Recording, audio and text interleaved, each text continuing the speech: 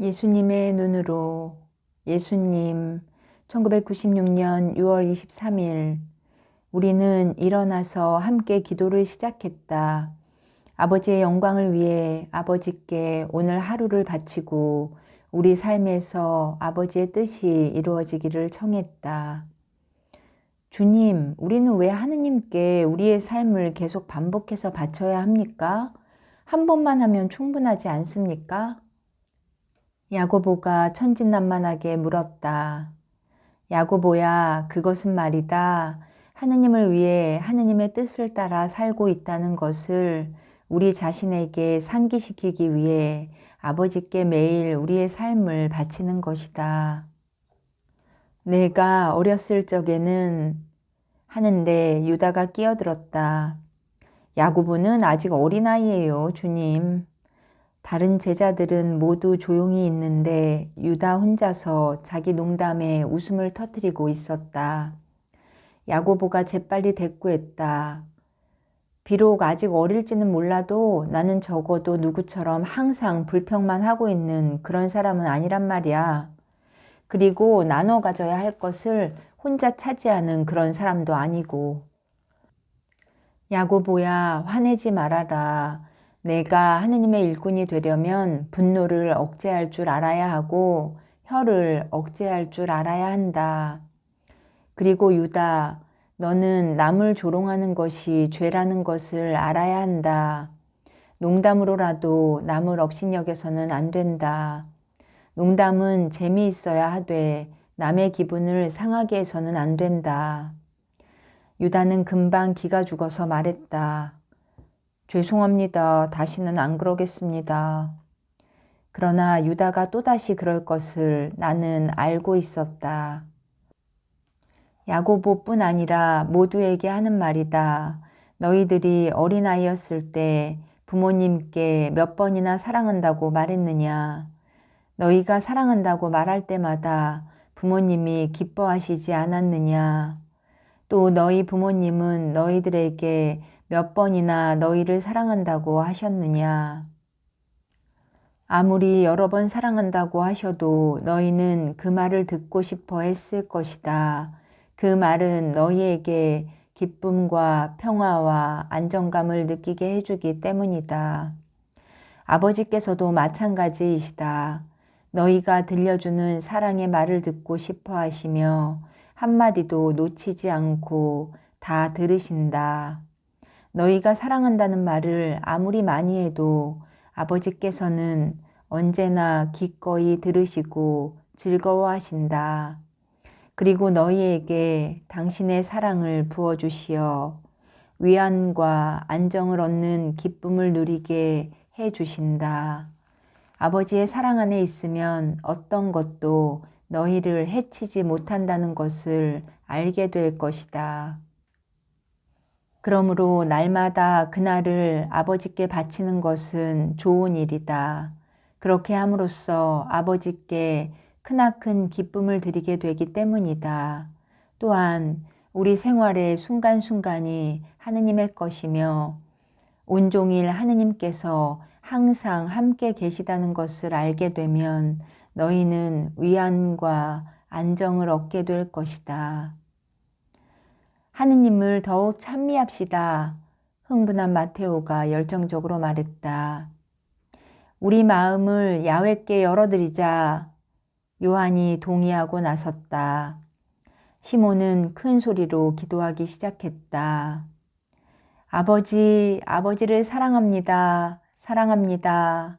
아버지를 사랑합니다. 어디론가 도망치고 싶은 표정을 하고 있는 유다를 제외하고는 모두가 기쁨에 넘쳐 하느님을 찬미하였다. 우리가 아침 식사를 하고 있는데 한 어린 하녀가 나에게 와서 물었다. 주님, 주님께서 나자렛의 예수님이시라는 게 사실입니까? 그렇다. 나는 친절하게 대답하며 그 아이의 눈을 들여다보았다. 오 주님, 저는 주님에 대해서 많은 말을 들었습니다. 주님께서는 갇힌 사람들을 해방시켜 주시러 오셨다고 사람들이 말했습니다. 주님, 저를 해방시켜 주십시오. 저는 사마리아에 있는 식구들에게 돌아가고 싶은데 제 가족이 이 여관 주인에게 빚을 져서 그 돈을 다 갚을 때까지 여기서 일을 해야 합니다. 저는 여기가 싫습니다. 남자들이 제게 손을 대고 조롱합니다. 집에 돌아가고 싶습니다. 도와주십시오, 주님. 제가 여기서 해야 하는 일은 너무나 부끄러운 일입니다. 제발 도와주십시오. 그러지 않으면 전 죽을 것입니다. 어린 하녀는 무릎을 꿇고 두 손으로 얼굴을 감싸쥐고 울었다. 나는 손을 내밀어 그 아이의 머리를 쓰다듬으며 말했다. 얘야, 내가 괴로움을 당하고 있는 것을 나는 알고 있다. 내가 하기 싫은 짓을 강제로 해야 한다는 것도 알고 있다. 사람들이 너를 비천하게 느끼도록 만드는 것도 알고 있다. 그들이 너를 인간으로 보지 않고 오직 그들의 편의만을 위해 존재하는 것처럼 여기는 것도 알고 있다. 그렇지만 얘야, 외모뿐 아니라 마음도 아름다운 너를 나는 참으로 사랑한다. 내가 하는 것이 죄라고 생각하지 말아라. 너는 사람들이 강요하는 것을 어쩔 수 없이 당하고 있을 뿐이다. 내가 그러한 강요를 거부하고 있다는 것을 나는 알고 있다. 그러니 죄를 범하는 사람은 내가 아니다. 절망하지 말아라. 내가 죽는다고 해결될 일이 아니다. 내가 죽으면 가족들에게 고통과 죄책감만 남겨줄 뿐이다. 그렇지 않아도 자기들이 진 빚 때문에 내가 겪어야 하는 고통을 생각하며 가슴을 찢고 있는 가족에게 말이다. 너의 아버지는 너를 사랑한다.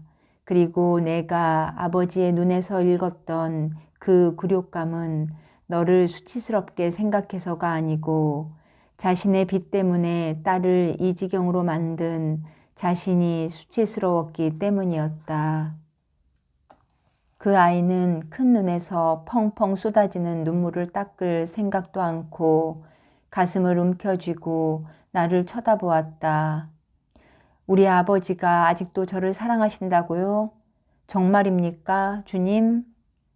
그럼 사랑하고 말고 너도 아버지를 사랑해드리고 용서해드려야 한다. 그 아이는 여전히 무릎을 꿇은 채 울음을 그치지 못하고 있는데 여관 주인이 와서 고함을 질렀다. 야, 그만 울지 못해? 손님들한테 귀찮게 굴지 말고 가서 일이나 해.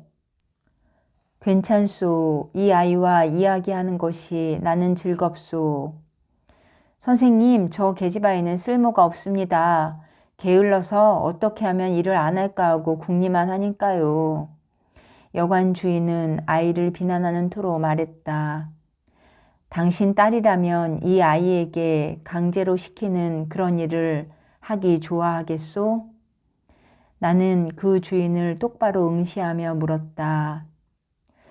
아니요. 안 좋아하겠지요. 하지만 제 딸은 귀한 아이입니다. 저 아이와는 다르다고요. 여관 주인은 어린 하녀를 손가락으로 가리키며 말했다. 당신 딸과 저 아이의 다른 점이 무엇인 것 같소?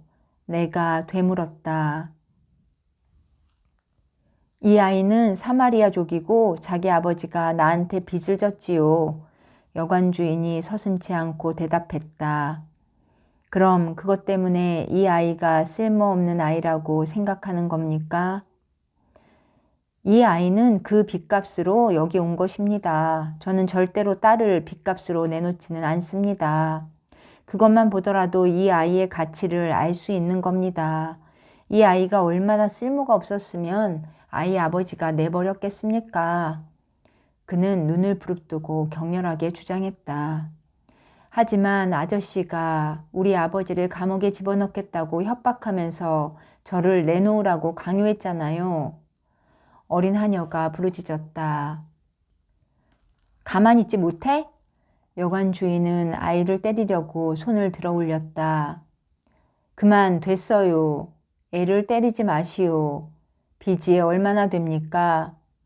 내 말을 듣고 유다가 안색이 달라지며 안절부절하기 시작했다. 은전 10전입니다. 그렇게 많지 않아요. 겨우 2전밖에 안 돼요. 입 닥치지 못해? 너 맞아볼래? 여관 주인은 아이에게 소리를 버럭 지르고 나서 나에게 다시 흥정을 걸었다. 어쨌든 이자도 내야 합니다. 나는 그 사람의 가슴속에 가득 찬 탐욕, 분노, 암흑을 보면서 눈물을 흘렸다. 그런데 당신은 왜 우는 겁니까? 이 아이가 그렇게 마음에 걸립니까? 여관 주인이 이해할 수 없다는 듯이 물었다. 여보시오, 나는 당신이 불쌍해서 우는 겁니다. 슬픔과 암흑으로 가득 찬 당신의 영혼을 보고 있기 때문이요. 질투와 분노로 당신이 죽인 사람을 보고 있고 하느님 앞에 갔을 때 그 죗값으로 당신이 치러야 할 형벌을 보고 있는 것이요. 나는 그의 영혼을 슬퍼하며 말했다. 맙소사, 이 사람이 도대체 누구야? 내가 알 바 없지. 이 아이의 빚을 대신 내줄 거요? 말 거요? 유다야, 돈을 지불해라. 여관 주인은 만면에 희색이 가득했지만 돈을 건네주는 유다의 얼굴은 잔뜩 굳어 있었다. 나는 그 아이에게 말했다. 가족들한테 돌아가서 그들을 사랑해 주어라. 어린 하녀는 달려와서 내 목을 껴안고 이마에 입맞춤하면서 연신 감사합니다, 감사합니다, 감사합니다를 되풀이했다. 여관 주인은 돈을 세면서 혼잣말을 했다. 이렇게 돈을 내버리다니. 아니요, 내가 단호하게 말했다. 그렇게 영혼을 내버리다니요. 그 아이는 짐을 챙겨 들고 떠나기 전에 나에게 와서 말했다. 주님을 결코 잊지 않겠습니다. 나도 너를 잊지 않을 것이다. 내가 결코 수치스러운 일을 한 적이 없다는 것을 잊지 말고 하느님께서 너를 사랑하고 계시다는 것을 항상 생각하여라. 그 아이는 나에게 큰 절을 하고 기쁨의 눈물과 함께 시편을 노래하면서 떠나갔다. 나가자. 나는 더 이상 여기 머무르고 싶지 않다. 하지만 식사도 아직 끝나지 않았는데요. 아직도 만면에 희색이 가득한 여관 주인이 말했다. 나는 먹고 싶은 생각도 없어졌소. 우리는 회당으로 향했다. 바르톨로메오와 베드로가 내 곁에서 가고 있었는데 바르톨로메오가 주막에서 있었던 일에 대해 이야기했다. 주님, 사람들이 어쩌면 그렇게 분별이 없는지 모르겠습니다. 아까 그 사람은 자기의 행실이 스스로를 망치고 있는 줄을 모르고 있지 않습니까? 그래요, 주님. 저도 같은 생각입니다. 베드로가 동의를 했다. 그 사람도 마음속으로는 자신이 그 아이와 가족에게 한 짓이 나쁘다는 것과 하느님의 법을 어기며 살고 있다는 것도 틀림없이 알고 있을 겁니다. 그 사람이 그 아이를 때리려고 했을 때 저는 마음에 치솟아 오르는 분노를 느꼈습니다. 주님께서 때리지 말라고 하셨을 때 그 사람이 손을 멈추지 않았다면 제가 그 사람을 때려 주었을 것입니다. 너희들은 이제 죄가 어떤 것인지 알겠느냐? 죄가 사람의 마음을 어떻게 바꾸어 놓는지, 다른 사람들의 죄가 너희들로 하여금 어떻게 죄를 짓게 하는지 알겠느냐? 그 가련한 사람은 영혼이 메말랐기 때문에 그 메마른 영혼을 감추기 위해 죄를 범한다. 이전에는 자신의 악한 버릇에 죄책감을 느끼곤 했지만 그 사람은 양심의 외침에 귀를 기울이지 않았다. 자신의 그런 죄책감을 억누르려고 하다 보니 더 많은 죄를 자기 안에 받아들이게 되었고 마침내 양심이 마비되어 그 양심의 소리가 더 이상 들리지 않게 되었다. 사람을 인도해 줄 양심이 마비되고 없어지면 죄가 더 이상 악하게 보이지 않게 되는데, 그러면 점점 더 죄를 용납하게 된다. 그리고 나면 죄가 일상의 일처럼 보이게 된다. 다른 사람에게 상처를 주고 나서도 아무런 느낌이 없기 때문에 별일이 아닌 것처럼 생각하게 된다. 약한 사람들을 만나게 될 때마다 그들을 이용하고 자기 종처럼 부려먹게 된다. 그것이야말로 죄악이다. 탐욕이 그의 가슴을 덮고 자만이 그의 영혼에 가득 차 있어서 악마가 곁에 서 있는데도 그 악마를 보지 못한다. 그것이 영적인 눈멀음이며 육신적인 눈멀음보다 더 불쌍한 것이다.